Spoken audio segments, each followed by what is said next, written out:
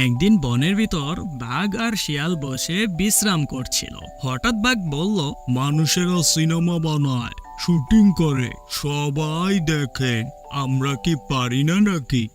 শিয়াল গম্ভীরভাবে চোখ ছোট করে বলল, আরে বাঘ ভাই, আমরা কম কিসে?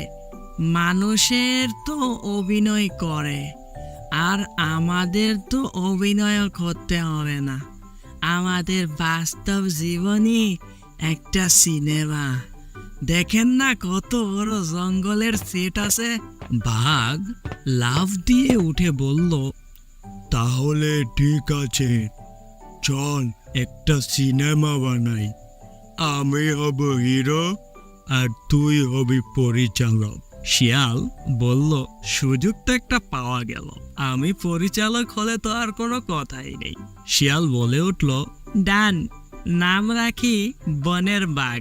এই সিনেমাটাতে শিয়াল তার মনের মতো করে বাঘকে শায়েস্তা করলো, আর বাঘ বলদের মতো সিংহের কথায় উঠতে বসতে লাগলো।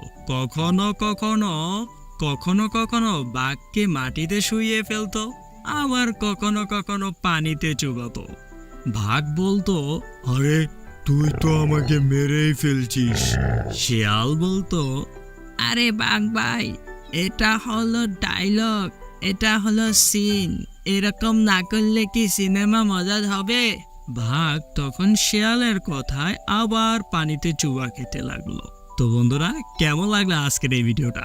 আর হ্যাঁ, এই ভিডিওর মধ্যে কিন্তু ডায়লগ মুখস্থ করা হতো, এমনকি ক্যামেরাম্যান হিসাবে ছিল হাতি। তো ওই হাতি এবং বানর তারা এই সমস্ত ঘটনা দেখে পুরো জঙ্গলের মধ্যে ছড়িয়ে দিল, এবং তাদের উভয়ের চর্চা পুরো জঙ্গলে হতে লাগলো।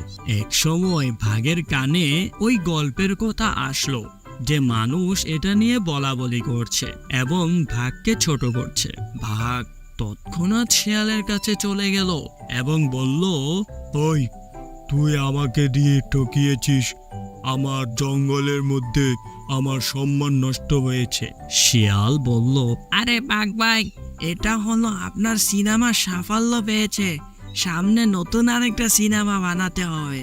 বাঘ বলল, সত্যি তো? আমার সিনেমা সবাই বলছে। হ্যাঁ, সামনে কোন সিনেমা হবে শিয়াল তুই ভেবে রাখিস। আজকের জন্য বিদায় নিচ্ছি।